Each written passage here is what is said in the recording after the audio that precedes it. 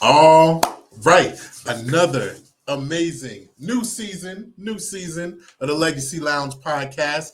Got the man, the myth, the legend, Adebayo Kuye over here, man. Okay, let's start from the beginning. You're a speaker, a counselor, investor, leadership coach. You're expert in psychology, man. Look, where do you want to begin? First, anything that you want to say about yourself to the audience? Well, one, I want to acknowledge the host, for having me on. This is nice to actually be on your platform. I feel honored to be on your platform. And about myself, I guess we'll learn a little bit more about me through this conversation. But yes, first thing, I'm a believer, a follower of Christ. So that's number one. So everything else we'll get into after because it is fall after in who I am. Yeah. So why is faith so important to you?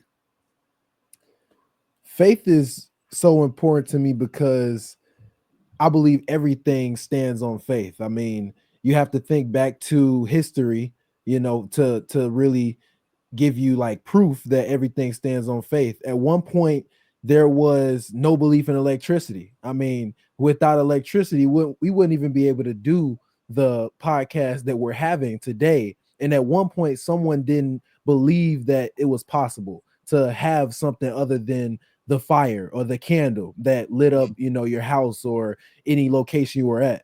But now, obviously this is something that has come to light and it's an everyday thing. But at one point, someone had to test and figure it out and have faith that they could find another solution to illuminate, the future, illuminate the future, starting with electricity and moving on into all the technology we have today. So faith is what we stand on. The faith of the few is the reason the many can thrive today. So that's why faith is so important to me.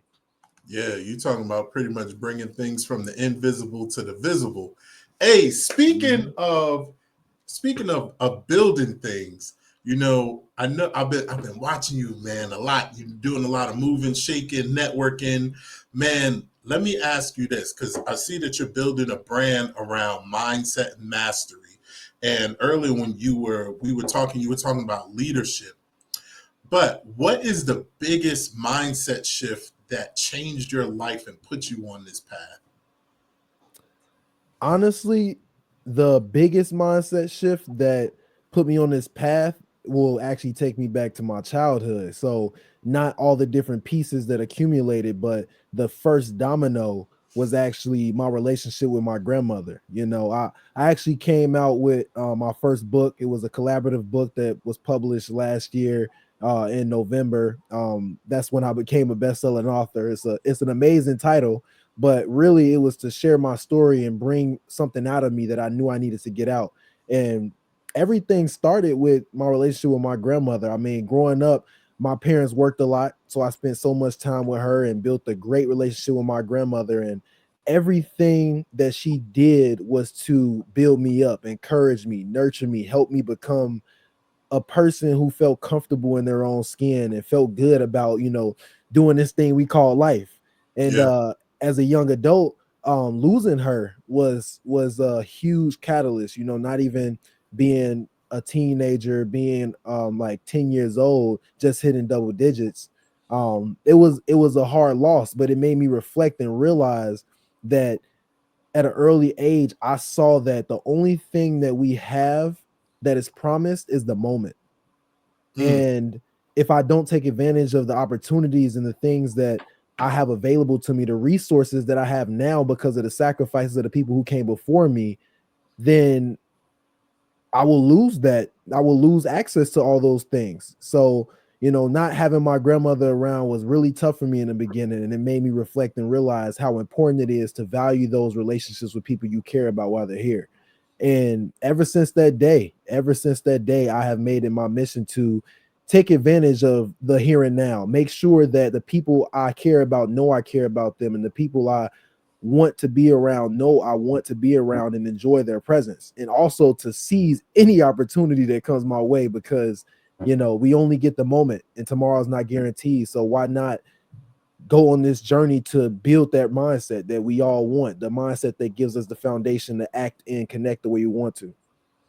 Man, that's powerful. I know part of what put me on my path is losing my grandmother at an early age too.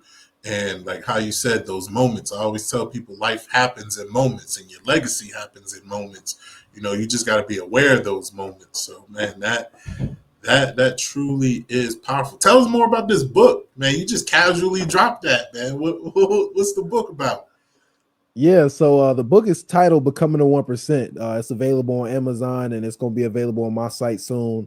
But the book itself was about how do we stand out in a positive way. You know, that's my brand model, and a group of young, like-minded professionals, entrepreneurs, we got together and decided that we're going to write a book for professionals, entrepreneurs, just anyone looking for some sort of inspiration. Like, what is it that allows a bunch of young guys in 2025 or 2024 was when the book was written?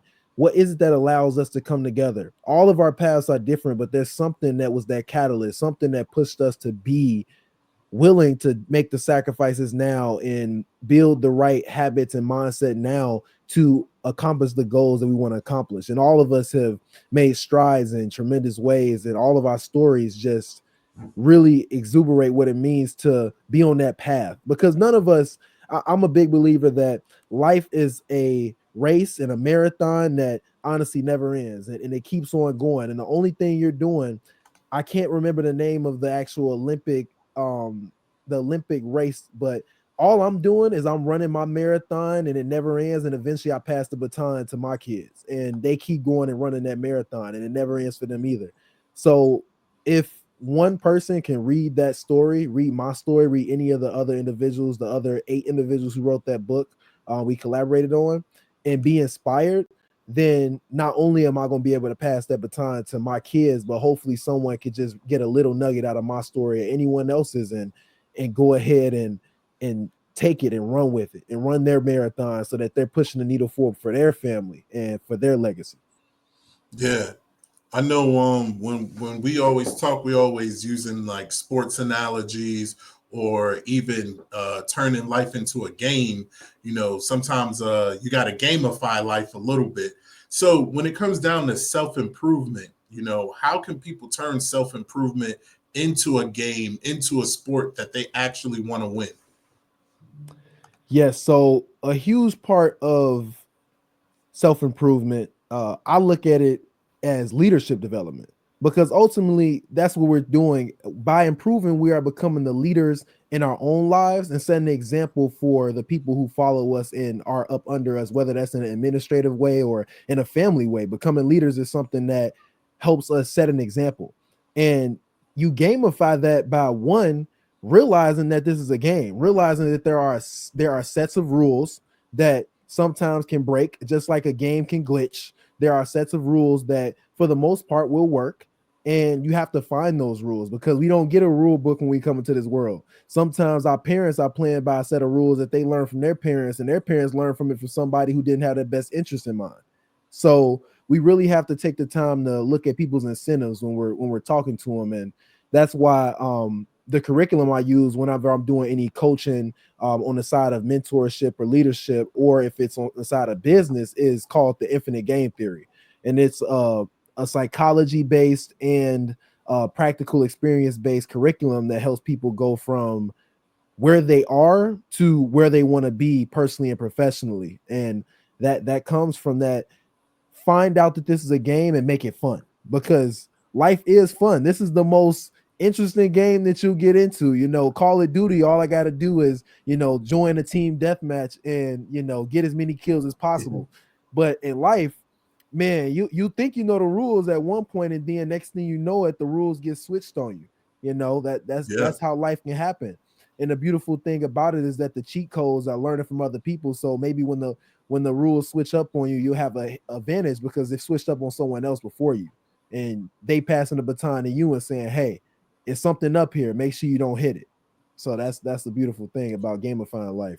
Yeah, that's powerful because you mentioned like that your parents and your grandparents may have had a different set of rules. So how like when somebody's working with a set of rules, let's just say I'm working with a set of rules that my parents or my grandparents had, and then I go into life and I'm realizing like, oh, those sets of rules are completely changed now. Like, so how do I get and adopt the new set of rules? You mentioned like mentorship, but what is that and maybe some other ways? Okay, well, there's a very practical equation that I use in the infinite game theory. And a Okay. lot of people don't like math, but I try to break it down so they understand it's not math. It's actually a pretty simple theory. Is in life there are three core areas that you're always trying to work with and improve. And the basic equation in the infinite game is mindset plus habits plus network equals success in any area of life. I don't care what you're trying to improve.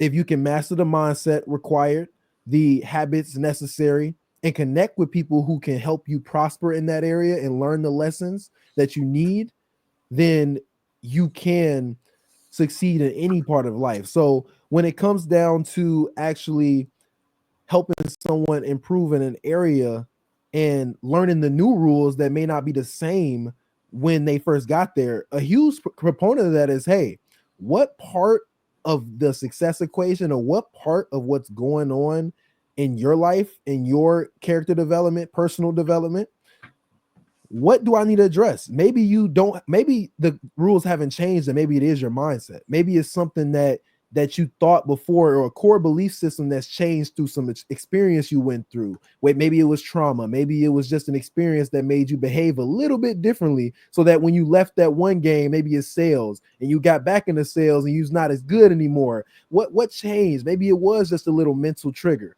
or maybe it was a habit. A lot of times maybe your mindset is correct, but you forgot one little detail that you used to do that made all the difference. Because the 80-20 rule, that's a big thing. You can have one action that can have 80% of the results come from it. So habits are huge. And then lastly, if your mindset and your habits have not changed, maybe you really are out of date. And that's when it comes to connecting with the right people, because having a good knowledgeable mentor can help you shortcut testing different strategies and learn a strategy that can immediately help you in whatever it is you're trying to do. So I would say really look at those three areas and figure out what is it for you. And once you figure it out, that's when your skills will skyrocket and you'll see it in your outcomes coming up to date on the rules of life. Yeah, yeah, because I know a lot of people are struggling with mental blocks around success. So, you just laid it out with like mindset, habits, plus network equals success. Man, I had to write that down. That was absolutely gold. But what are some of the biggest mental blocks and struggles that you've seen, and like how can people overcome them? Well, the biggest, I would say the number one is ego. Ego is a huge thing with a lot of people, myself included. I don't think that anyone will 100% remove ego, because at the heart of everything that we do, there's some self-interest that we're looking out for. Yeah. And I don't think that the goal is to remove the ego completely, or else nothing would get done. But I do believe that minimizing the ego is very important, because you go from being born into this world and only caring about what's going to satiate you. You need to eat, you need to sleep, these things upset you as a baby. And Mhm. then you get older and it goes from just basic satiation to I want this girl, I want this car, I want this amount of money. And when you look at everything you want and forget that there's other players in this game, you end up playing the game in a way that doesn't benefit you long term. You end up, doing people wrong when it comes to getting what you want, and ultimately ruin your reputation. And that is one of the worst things you can do in life. I always tell, when I'm speaking with young adults specifically, I always tell them that, especially in high school, this is probably one of the last periods of your life where you will have adults that genuinely are looking out for you in a way that is incentivized by the system. Like in high school, teachers are incentivized to help you get good grades. That's not the same way in college. The colleges get paid whether you pass or fail that class. They get your money up front, and then they got the withdrawal period. You have a lot of people that are incentivized in the high school setting and younger to actually pour into those kids. Um, and obviously, there are certain kids that have certain behavioral things that make some like actual teachers not as involved with them. Yeah. But at the same time, you are still in that prime period where the world doesn't look at you as just some other adult. What can I get from you? What can I get from you? So understand that, take advantage of those people older than you trying to pour into you when you're younger. And then when you get into the real world and you realize that there's a lot of people looking at you for, okay, how can I benefit from knowing you? Then it comes to, okay, how can I provide value to people without expecting something back? That is the cheat code when it comes to ego, because ego would tell you, I'm only going to provide value to people if I get something from you. But ultimately, removing that ego takes you out of the mindset of what am I getting from this situation and into the mindset of how can I serve this person given the situation that we connected. Because whether I'm gonna do business with you or not, or whether we're gonna know each other for a long time, doesn't change the fact that I may have something right now that can help you. And if I'm just looking to get something back, I won't help you in every scenario, because I'm looking for myself and not looking for my fellow, player in this game we call life. So Yeah.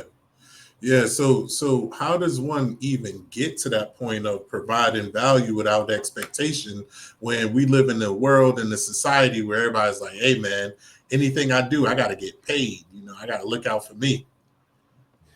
yeah, I definitely encourage doing win-win scenarios, of course, when you're doing business and you're interacting with people. But there are three types of businesses primarily, right? You have the type of business where someone buys something and they feel like they got less than what they paid for. So they don't like coming back to that business. Yeah. And then you have the business where it's like a one-on-one transaction where it's like, I got what I paid for, nothing really special, but I got what I paid for, value. But then you have that business where I got like so much value for what I paid. I may have only spent 1 minute with this person, but in that minute, they made me feel amazing. They connected me with someone who actually, was a huge catalyst for my success. Those are the three types of businesses. But as a human, I think one of the most valuable frameworks you can look at life through is business in a sense. Hmm. Now, notice I didn't say capitalism. I said business. Business is not only in capitalism. Like the first business ever was the family unit. We talking going back in time biblically. The family unit was a business. It was two people coming together with a intention of creating a product, a productive member of society, a child. That is what the marriage, the family unit is for. And today things can be convoluted because of society norms and things that people have. Expectations are some of the biggest things that ruin relationships. Having higher expectations, like that can sometimes be the case. But when it comes down to actually building a life you want to live, you have to be willing to give. You have to understand that you're giving for a purpose. Because if I'm only looking out for myself, I won't always see an ROI. I won't. I can go to networking events constantly and talk to 5 people who we never do business or we never meet again. But I make sure, regardless, I always find out something that I may be able to help them out with. So even after, I'm going to text them, put them in a group chat with a connection, do whatever I can to serve that person, because I do believe that ultimately, even if that person and us do not stay connected, I will have a positive experience in their mind. And I want to remembered as that person, as that business who provides more value for what you invest. I don't want to be seen as someone that's just, you don't get it what you put in, or it's just one-on-one exchange. I want to be known as a very valuable member and productive individual of society in this game we call life. Man, that's gold right there. There's one thing that you said that completely stood out, and I'm like, have you said that before? That's a marketing piece. That's a branding. He was like, if you want to live, you got to give.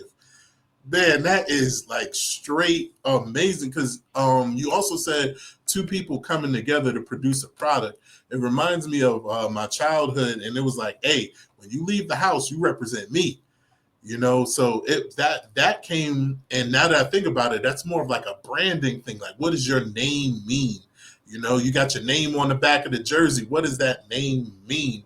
And then not only that, you said being remembered through your giving, and that is also a part of legacy. So you gotta give in order to live, man. That's fire. That's straight fire.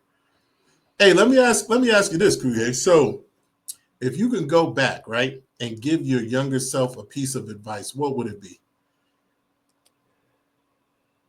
For me, giving my younger self a piece of advice, I mean, from a financial standpoint, I'll probably say buy real estate back in '08. Buy real estate back in '08 when I was like, what was I, 5 years old? Like, buy real estate. But from a practical standpoint of something mental or practical I could use at that time, I would probably say learn how to better communicate for what you want. Mm, Till this day, I'm always working on my communication skills because I believe that's a skill you take with you everywhere that is extremely, extremely valuable. yeah. And when I was younger, I was very self-centered. They go with the ego. I think all of us come from that point at one point or another in our lives. And I think a lot of things would have been better for me if I just learned how to advocate for myself and see that just because I thought something worked a certain way doesn't always mean that it works that way. Like, I thought, especially when it came to sports, I'll use that as an example. I thought that just because I spent more time in the gym meant that automatically turns into playing time or automatically turns into opportunities. When ultimately, who cares how much time you put in the gym? You don't even have a good relationship with your coach. You don't even talk to your coach. You've never even asked him why you don't get the playing time or sat down with him and was 100% honest, told him about the work you're putting in. Communication can go a very long way. And Mm-hmm. I don't think that most people realize. A lot of people let their ego allow negative emotions to rise. And I think as a young adult, that's what I did because I knew the work I was putting in.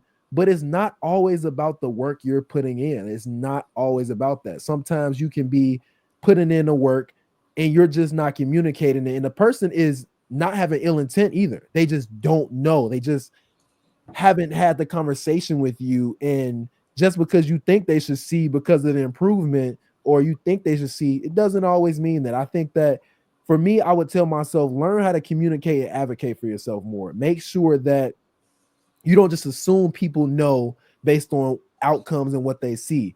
Make sure you communicate because in life, sales is a basic skill. I'm selling myself, I'm selling my ideas, I'm selling my brand, I'm selling my vision, I'm selling my product. I'm selling all the time. And if you aren't willing to open your mouth and communicate your value, then you're at the will of everyone else and what they can perceive. And as we all know, if we all struggle with ego, then what's the likelihood of everyone always seeing your value unless you're going to advocate it for yourself? So I think communication, working on those communication skills earlier, I probably would have, figured something out where I could have been in some sort of sales role or customer service or something really early because I didn't get into sales until I was 17. So yes, I think I would have got into something a little earlier. Hey man, that's still early.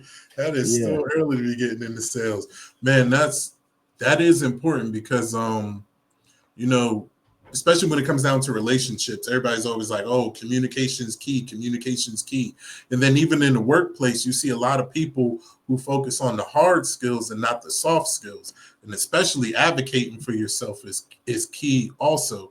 But it's crazy when we stop and think about it, right? Because a lot of people go, well, I know how to talk. I've been using words all my life, but like talking and communicating are two different things. So, why aren't we putting more emphasis on communication? It's human nature to not value the things that are or that seem like they just come easy. Like we grow up speaking English, so we don't realize how valuable it is to speak English. I mean, if you don't grow up speaking English and you have to learn how to speak English, I mean, you cut yourself off from majority of the world's finances because the United States is primarily English and we have the biggest economy in the world. That's just one practical example, but there are so many things that we get in life that are free or that we could work on for free, and we don't. Just like we're able to check out any book you want ever in the library, but no one uses that to gain knowledge. I mean, there's so many beautiful things in life you can get for free that we don't value. So I think that Mhm. the biggest thing is having someone to help you understand the importance of it, because whatever you don't learn, I want to find a better way to say this, but you can either fall and trip to learn not to run in the hallway, or you can listen to your mama when she say don't run in that hallway. I mean, Yeah. either way, you're gonna learn the lesson. I think primarily it would be better if you had someone explain and have you working on your communication skills early. That's the biggest way I see it, because some adults, a majority of adults don't advocate for themselves. Mind you, there's people to this day that have worked the job their entire life and haven't advocated for that 2% annual raise to keep up with inflation. Like that's a real reality. And some people, I'm not talking about the people that are oblivious to it, because there are some people that still don't really think about that. But I'm talking about people that know that inflation is eating away at your dollar every second of the day, every year that goes by, every day that goes by, and they don't advocate for themselves in their job. This is a simple sales thing. I come to you, I talk about the value I provide, and then I talk about what the company ask what the company needs. I'm like, okay, I'm continually doing this. I plan on growing here. You've seen my growth as I've been here. I would like to get a raise this year to keep up with inflation and also help me save more money to provide for my family. Like, simply being able to communicate is, you have to see the importance in it. That's really what I'm trying to get at, is whether you learn it yourself or whether someone tells you, you have to really feel the importance of it in your soul to know how to act. And that's the big part with mindset, is that we can know something but not really know something. And that's why I specialize in the mindset area of things, because that's why we don't take action, is when we know something but don't really know something.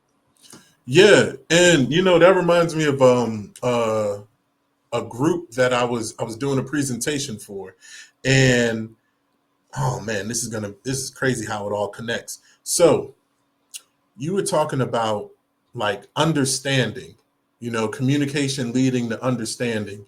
And when I think of fear, it's usually from a lack of understanding. And so we were talking about investing and finance and things like that. And a lot of people were expressing to me in our session that they are afraid of investing, just like some people may be afraid of, advocating and speaking up for themselves. So it's like, how do you overcome that fear and get the knowledge so you realize, like, hey, this isn't as big or as scary as I made it out to be in my mind? I definitely think that some things need to be done through exposure therapy. That's a very common method of therapy, with exposure therapy. So if you don't feel that you can jump in with a lot of your money when it comes to financially investing, then maybe you start off with $1 a day, like that's the practical way to do it. When it came to communication for me, I had to learn communication skills. I grew up an awkward kid who only focused on the actionable side of things, not the people side of things. So I didn't think I needed to communicate my value. I thought I could do everything through action, habit, action. Like that's all I focused on. Yeah. And in order to learn that, I had to expose myself slowly to building communication skills. That life wasn't about me. So I started small. Every room I would walk into, when people would address me and say, hey, how you doing? I start off by just smiling back, because I wasn't ready to talk yet. I just started off by smiling back. And through repetition, I went from just smiling to smiling and saying hello, that I was doing good. And then next thing you know, I'm having full-blown conversations, just walking in the rooms and being greeted, and really getting to know the people that I saw every day but didn't think to talk to, didn't think to connect with. And exposure therapy works. You have to start out somewhere, and you discipline yourself to begin, but discipline doesn't carry you the whole way. It turns into a habit once you discipline yourself for a period, and then your brain and your nervous system takes in and it becomes habit. It doesn't take as much energy as it used to. It's I like to call it the 1+1 success formula, the that psychology use. 1+1 = 3, because you get to multiply your outcomes when you turn something that took discipline into habit.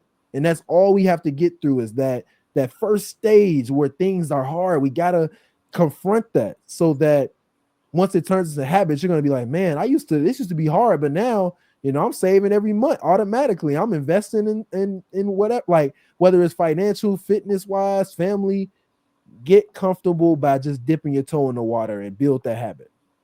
Yeah, that reminds me of when I was younger and being a shy, quiet, introverted kid, always in the corner, and then going from that kid to running a nightclub, and people just like, oh man, you just talk to everybody, and that exposure was actually the thing that made it happen. Like, so what I did was I got a job as a bouncer, just checking IDs at the door, and that's how I learned to communicate with people and develop conversational skills and things like that. But you said something that was super key, like starting small. Especially, since we both talk about finance, how would you let me put it this way. If you were starting over with just $1,000, what would you do? $1,000 in knowledge or $1,000 in no Oh man, knowledge? that's great. For the audience, we're gonna put $1,000 cash. Okay. Let's just say $1,000 cash in minimal knowledge. Hmm. $1,000 cash is a small sum of money, but it can go a long way due to the power of compounding. Yes. So if you aren't very educated, I would start with buying used books to have some sort of education, at least around the asset you're looking to invest in. If you're looking to invest in stocks, then I would definitely recommend The Intelligent Investor by Benjamin Graham is a good one. I like that book a lot. If you're looking at real estate, I would probably recommend Hold. It's a book, and I can't remember the name of the author, but it's called Hold. And there's a lot of resources, but that first thousand, if you don't have an emergency fund yet, put that in an emergency fund. Make sure you have reserves, because mind you, investing is about putting away resources so that they can be used better than you can use them today for tomorrow. So an emergency fund is always a place to start with 1,000, but also start to work in learning your budget so you have a budget to go towards that emergency fund, and then also a budget to go towards your education, and then dipping your toes in the water with investments. The way I did it was I had a budget for books. I bought a lot of books, read a lot of books. I was building my investment fund, which was in my, money market savings account, to get the high interest. And I also was using an app called Acorns, which, this ain't a paid promotion or anything, but Acorns invested your spare change. So every single transaction I had, my spare change got invested. And over time that turns out to be not a large amount, but compound interest is real. If you just look at a compound calculator and starting young with anything, I mean, it's amazing what you can do just by starting and doing something consistently. So I would recommend dabbling, dipping your toes in the water that way for sure, and then getting educated, because without education, you can make some pretty grave mistakes in the investment world. Oh man! Speaking of mistakes, tell us about a big financial mistake you made, and how'd you learn from it? What'd you do to overcome it? In the lesson that you got. Well, man, that's interesting. Financial mistake. I would say the biggest financial mistake I've made so far is I think the biggest mistake will come from over investing in people who don't look to create win-win scenarios. I Mm, would say that. mm. As a young adult, and I'm speaking from a young man's perspective, you you will get caught up in a world of trouble trying to impress like people around you, whether that's girls, whether that's your friends. And I had definitely gotten caught up in that before. Like I spent money on girls I probably shouldn't have. I spent money out with my homies that I probably shouldn't have been spending. That was way too much that I Oh, shouldn't have been spending. And I look back and I'm like, man, I know the power of compound interest, so I know like what that would better have been suited for.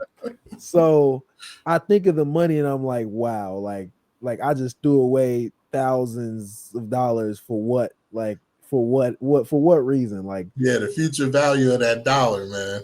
yeah, the future value of money I is always say, very, like, if I could have the money back that I spent saying YOLO, man, oh man. yeah.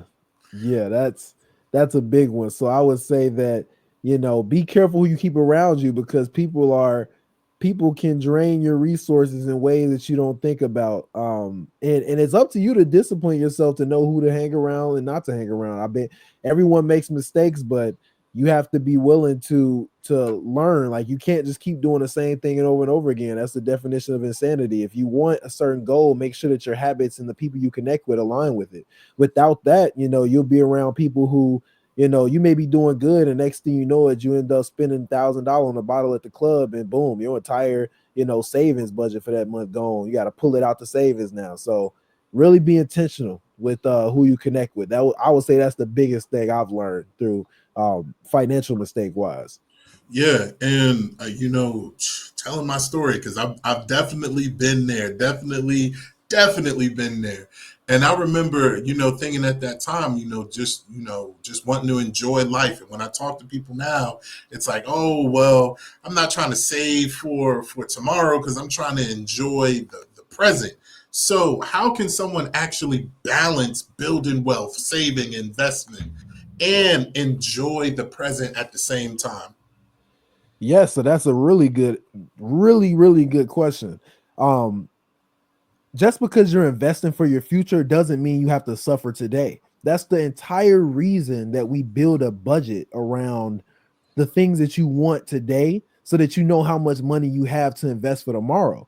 I think a lot of people get caught up in the I can have this, but I can't have that mindset. You have to be all in one way. Like, life isn't like that. You can align both of your goals to enjoy the day and invest for tomorrow. So you know how much money you have for the things that you want to do today, and you have a nest egg so that tomorrow you can put yourself in position to maybe not have to ever work again. So we have to really, really think about, how we think about investing, and making sure that we can enjoy now, because you can have a fun budget in there so that you have a amount of money every single month that you do get to have fun with. So don't take that for granted. Make sure you have a fun budget, and then also make sure you're planning practically for how much money you need at retirement. If you need a certain amount of money at retirement, and you done did the calculations and found out you got to put away this amount every single month to get there, and with putting away that amount, you don't have enough money to have a big fun budget. Now we know what problem we have. We don't have an investment problem. We have an income problem, and we can increase our income. But I would say, and this is just my point of view, I would definitely say that I would make sure that my investment goals and that investment budget is hit first before I go ahead and maximize my fund budget.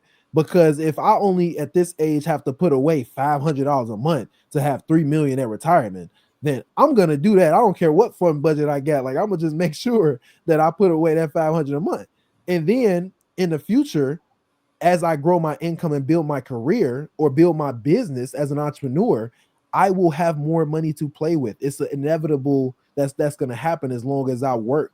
I think a lot of people are expecting to retire quickly or something, and they're expecting everything to come fast. And if we just give ourselves patience, give ourselves patience, and we make sure that this we don't have this all or nothing mentality when it comes to everything, we can enjoy life and prepare for the future when we want to really, to put our, lay back in our chair and just relax. Like, we can really do both at the same time. So that's what I would say there. Yeah. So what are you doing right now to enjoy life? A lot of people just like, oh well, You know, if it ain't the helicopter, or if it ain't something that's Instagram worthy, then it ain't fun. But you know, you can still be investing and enjoy life, and it doesn't need to be flashy and everything. So just, you know, what are you doing? What does Kuye do for fun? So I would say, fun for me, honestly, I do the same thing as everybody else. Sometimes I scroll on social media more than I should, man. Like it's some funny comedians. Like I love comedy, Yeah, so it's some funny comedian stuff I watch. There's always some guru that think that they telling the truth that I find hilarious. So it's always some comment online that I can laugh at. But also, I mean, going out with friends, I still go out with friends. I just don't spend ridiculously. Like, I know what budget I have to go out. So like if everybody buying, if somebody everybody want to drink, and I'm like, all right, I can afford to buy everybody drinks this night, but like don't hit me to go out. Don't hit me to go out every yeah, weekend and I'm buying everybody drinks. Like, nah, we're not doing that. But I know how to live within my fun budget and make sure I have a good nest egg for my retirement. So it's like I'm not limited. I do go out of town. I save up for trips to go out of town, and it's beautiful thing when you realize once you do have that investment portion down, because you should plan for the end in mind. Plan for the worst, hope for the best. Always make sure mhm, that investment budget is there first. Now, if you feel like your fund budget is too small, now we can work on the income problem. Let's figure out how we can get your income up. Do you need to go get a certification so that you can get a raise at your job? Do you need to go pick up, a part-time gig? Like sometimes that's how it is. I know there are entire generations of humans where retirement was never an option. yeah, Mind you, retirement was not a major thing until around the mid 1900s, late mhm, 1900s at that. So we have to really think that there were people that worked two jobs for their entire lives to have a certain nest egg, and like I think a lot of times the things that can kill us with looking down on our situation is just the high expectations. Like, really, there's so many people right now in the United States who make over $33,000 a year, and if you make that amount, you're the top 1% income earner in the world. in the In the world. world. So I just really think that, like, for the people trying to grow financially, understand that you are doing better than you realize you're doing. And then secondly, now that you know this, don't lose the ambition. Don't get complacent. Get the investment budget down. Work with a professional who's helping you plan this legacy out. If you don't have the knowledge that you need, make sure you get a professional like Gordon to work with. Tino, I know you that's what Tino does, preparing people's families and their legacies. And then also feel good about where you are, man. Like, man, life is not like the infinite game isn't about beating all other players. It's about working with everybody to get what you want. And if you take too much of a conqueror capitalistic mindset, you can always feel like you always got somebody to beat, or that you're not doing as good as you're doing. When I genuinely look at everybody the same, I don't care how much money you make or where you are in life, I genuinely think people are people, and that's where I'm coming from when it comes to this advice. Oh man.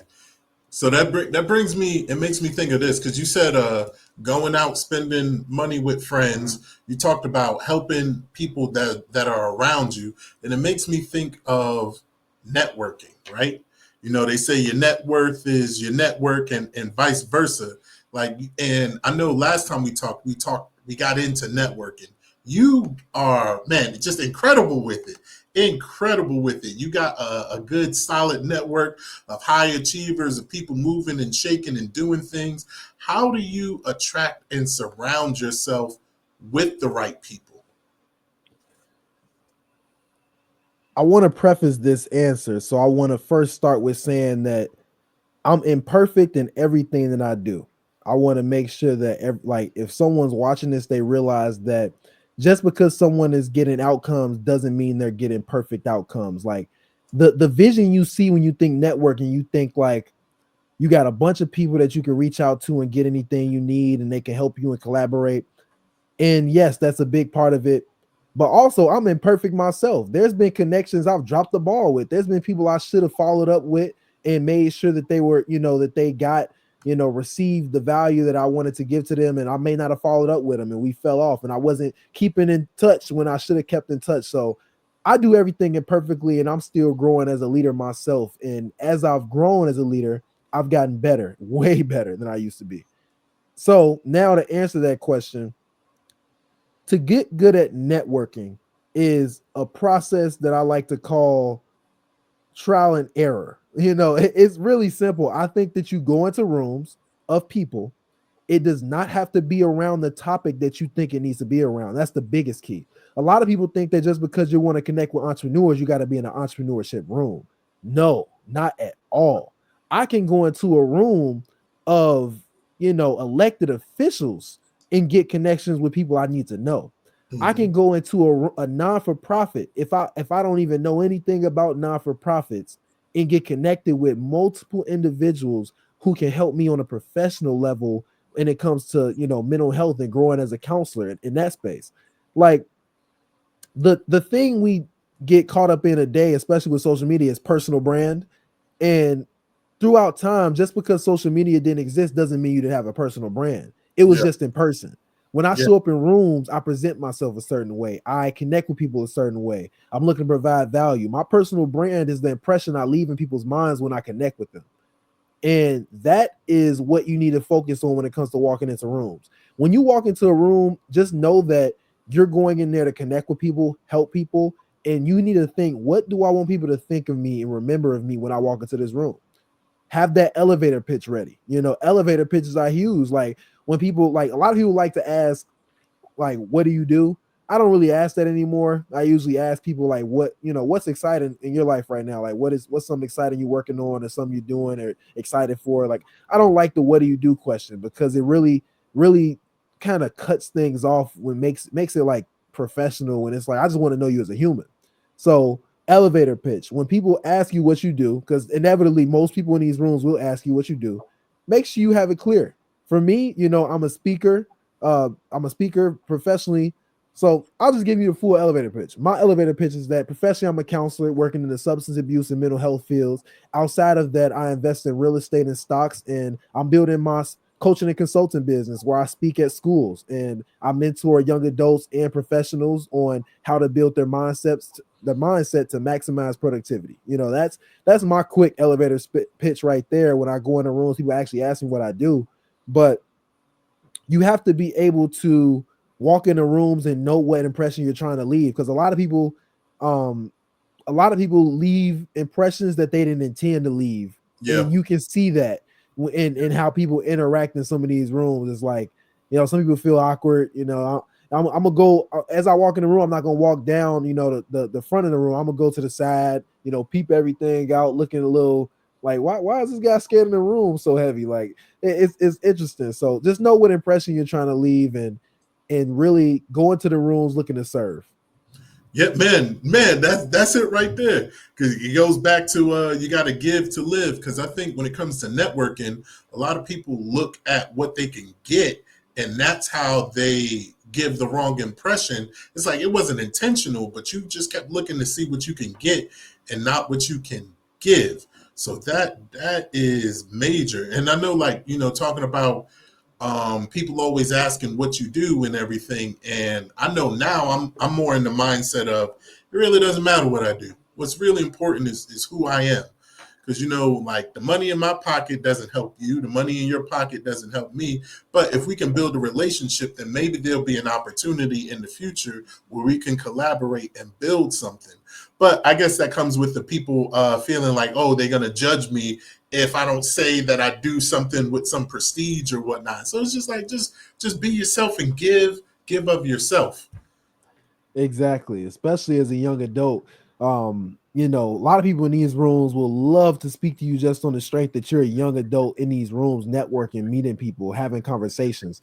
The the young people of my generation and younger, a lot of us don't even have the communication skills necessary to navigate some of these rooms.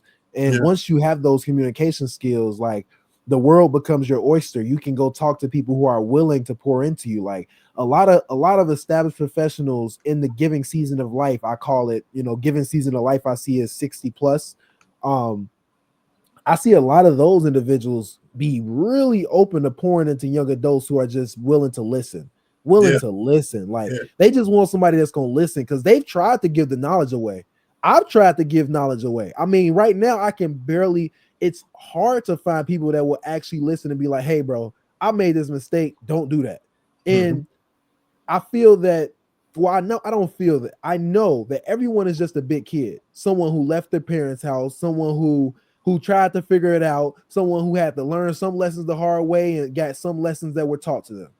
And if you ultimately remember that, then you will realize that just like you feel like you're trying to grow right now and you're trying to help grow with some of the friends that seem not to be in the best situations and kind of going down the wrong paths, that same person, there's a 60-year-old that felt that same way. There's a established professional that felt that same way and built something amazing and had to learn how to get out of toxic environments and all of that stuff. And they're just waiting for a young person to say, look, I want to do what you do. I'm willing to listen. I will do exactly what you say. And boom, that's how I got my first mentor. And to this day, he brag on me.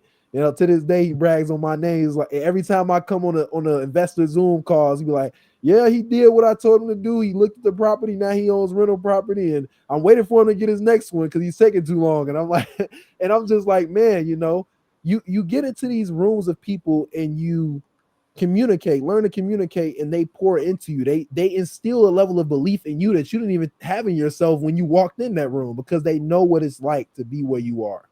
Yeah. Everyone's a big Further kid. down Stop the road. pretending that someone's above you. That's the biggest thing. Stop pretending people are above you and talk. Yeah. Hey, that's cool. So you explained it a little bit on the mentee side. Tell us a little bit about being a mentor. You know, what are the lessons that you've learned as you started guiding other people? What I've learned is that being an effective mentor is actually a numbers game. Ooh. And my mentor actually told me this as well, but you don't realize how deep something is until you actually get on the side where you're experiencing it. Mm-hmm. So I realized that my mentor told me for every 100 people he talked to, maybe 1 to 3 listens.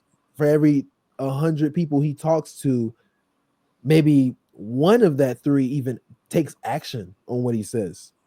So it's really big for me to make the impact I want to make. I have to talk to a lot of people. And I can't be uncomfortable with walking into these rooms connecting with individuals because I know that not everyone will take the action. And in order to have the results to back up what you're saying, you know, you have to have people who you listen to you and, you know, they don't take action. I mean, it's a numbers game, just like business, just like sales. You know, you talk to 100 people, you may only get 3 sales.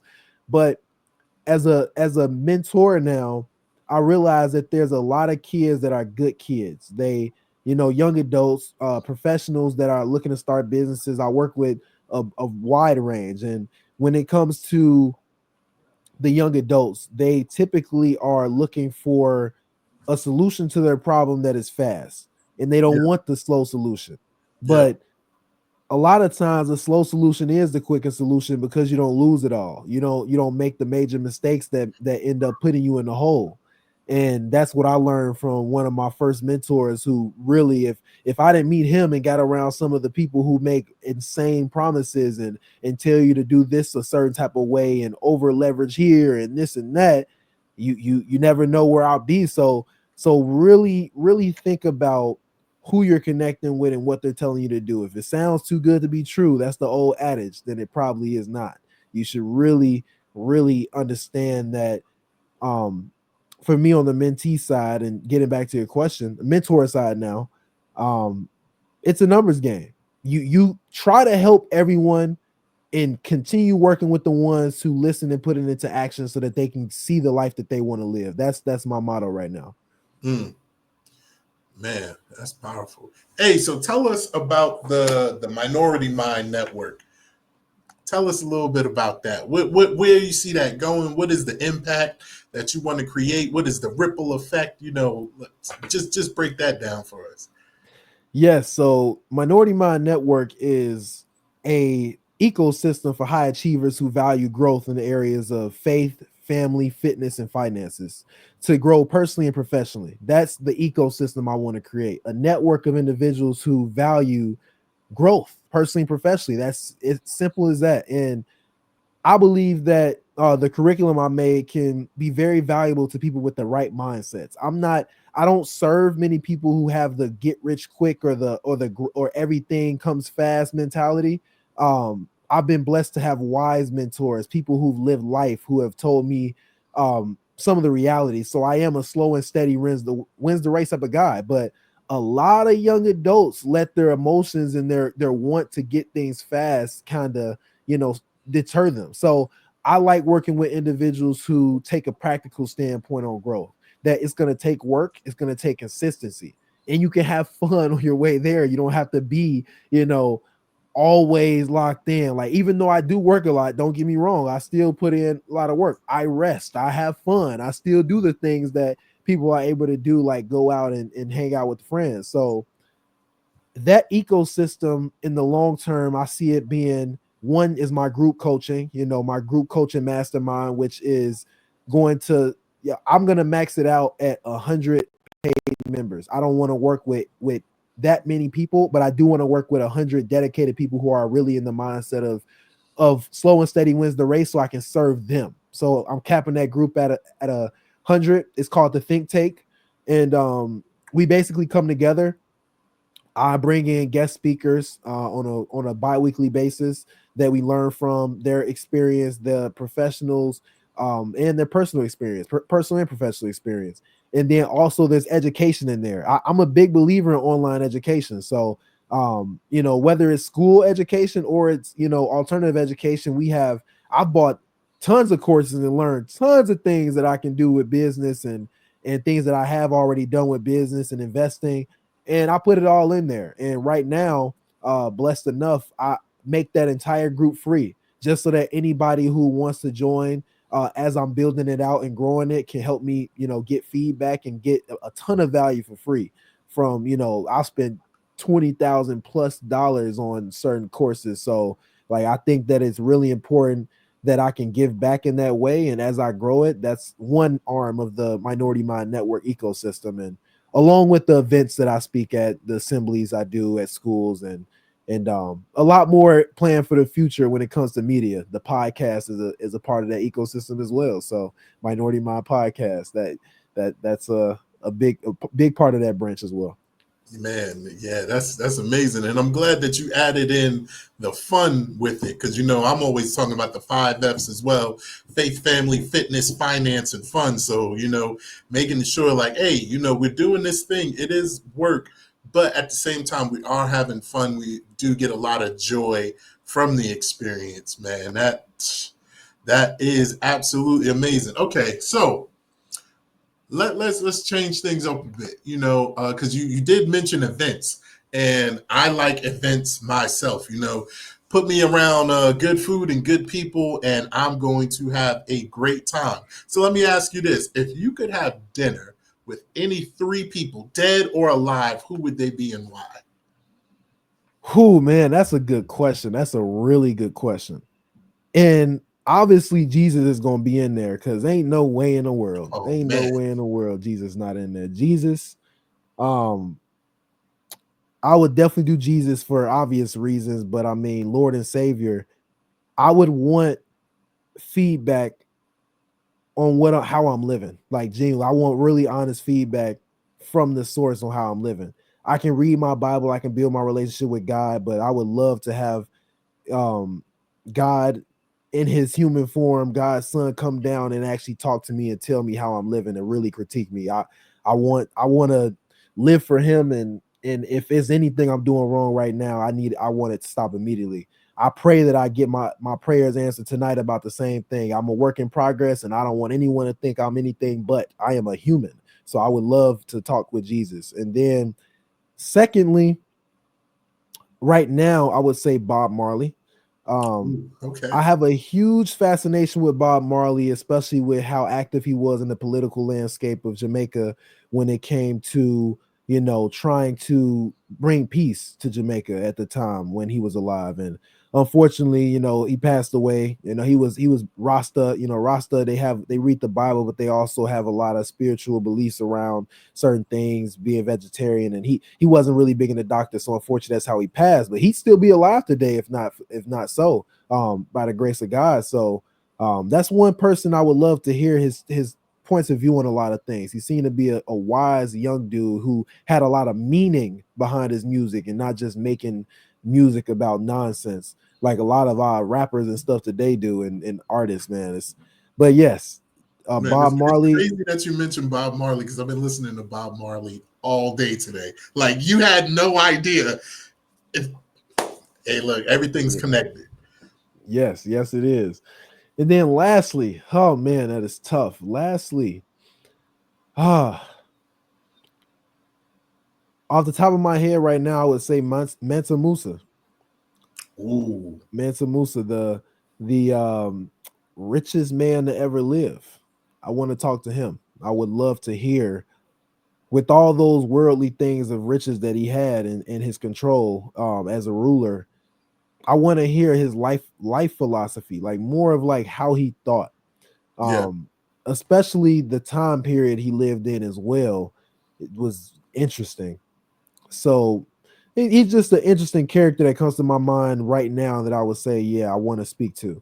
You know, I get a lot of the spiritual side from Jesus there, and then Bob Marley is just someone who interests me greatly in terms of how he thought and the things he stood for. And he was imperfect too, but you know, I love learning about him. And then Mansa Musa is just one of those ones I don't really know too deeply about him now, but just on what I've heard, like it's just interesting to hear someone to have that much wealth and like what they had to do because I think back in the day there was more of a ruler hierarchy. So when you have kings and queens and that type of the governmental system set up, you have a lot more aggressive, I like outwardly aggressive and ruler type of domination type of people. So I'll be curious to see how he was like for real in person. So yeah, those are the three people. yeah. So what's something that people don't usually know about you, Kuye? Um, It's a fun Something fact people that don't you want to usually know. share with the people. Most people wouldn't look at me and think that I enjoy musical arts. You know, I grew up in the arts. You know, so I like acting. I like singing. I like. I'm not a big dancer, even though I can, but I'm not a big dancer. I prefer acting and singing.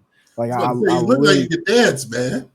hey, I much prefer acting and singing, and playing instruments. You know, I grew up in that. My grandfather, my grandmother, um, like I grew up doing that. So most people don't know because I don't use it as a skill every single day anymore. Yeah, I don't sing anywhere consistently, but I love music. Music is one of like every genre. I don't care what genre of music it is, from country to jazz to classical to some old like not Afro beats in the way we know it today, but I'm talking old grassroots African music. That type of I love it all. Like I love music.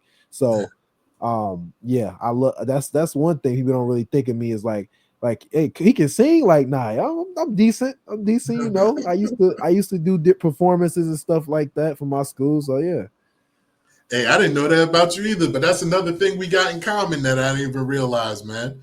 So that's cool. We're gonna have to definitely link up and talk about that some more. Just out of curiosity, what's your best instrument? My best instrument is guitar. Yeah, we definitely gotta talk. Hey, so I know we coming up, or we pretty much past an hour at this point. So let me ask you this: what's next for you? What are you working on? You know, we talked about the ripple effects, the legacy. What's next for you, Kuye?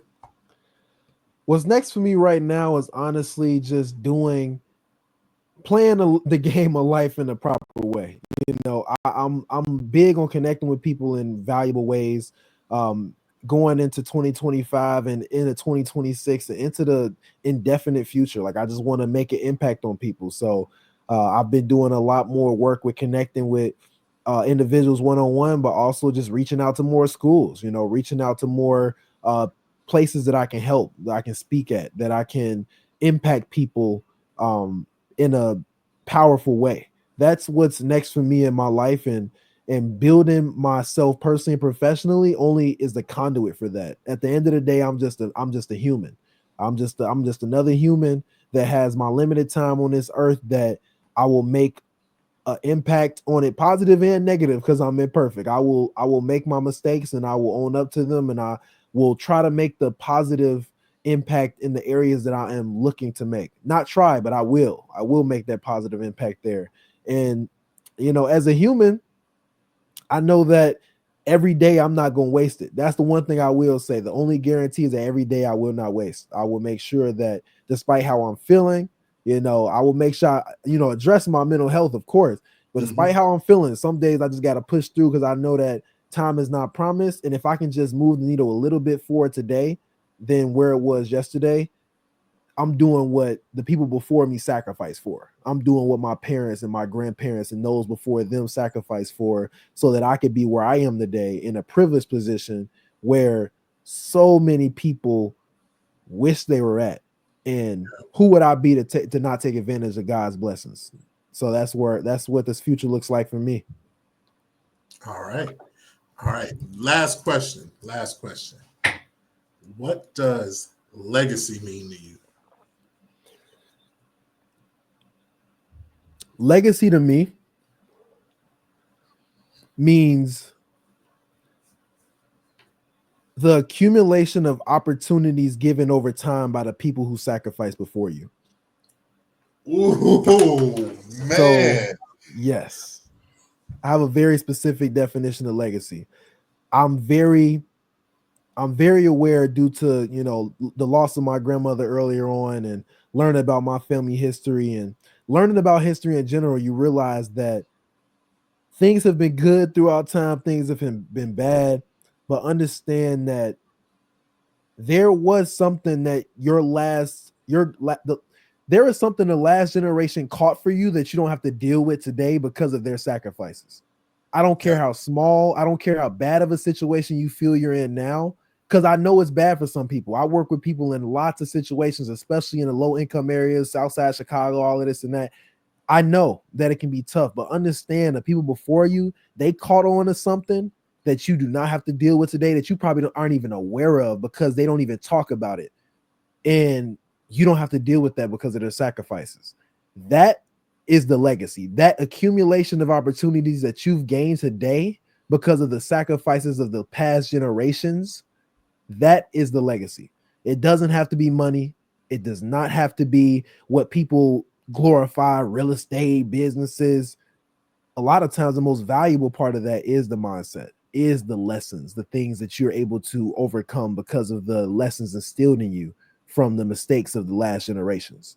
That is legacy. So that I really love what you got going on today in the Legacy Lounge, and I appreciate being on for this episode. This is beautiful.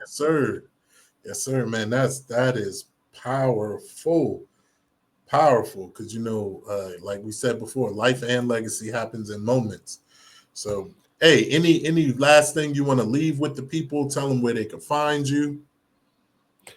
Yeah, sure. So you can find me on It's Kuye, ITSKUYE, on all platforms. And as I build out Minority Mind Network, Minority Mind Network is on Instagram, Facebook. And yeah, I hope you guys follow the journey. If I can serve you, reach out. DMs are always open. I'm always having conversations with people who need help with anything. Hey, Kuye, I appreciate it, man. I got notes right here too, man. Always dropping the knowledge and again giving the wisdom freely. Just your heart to serve and just connect with people is truly amazing and extraordinary. I am blessed and fortunate to have you as just somebody who I could just do this, just have a conversation and just spread the knowledge to the other people. Always planting seeds. So Kuye, I appreciate you again and again. And look, this is it. This is another episode of the Legacy Lounge podcast. Again, you said It's Kuye on all social media, ITSKUYE. Hey, go hit them up, shout them out. Get into the network. What did you say? You said you got the think tank. I like that. Yes. I like that. Yeah, get a part of that. You said while it's still free. So while it's still free. While it's still free. Because they say, what is it? Today's price ain't yesterday's price, something like that. Yep. Mm-hmm. And so with that being said, again, go follow Kuye and y'all just have a great day. We out.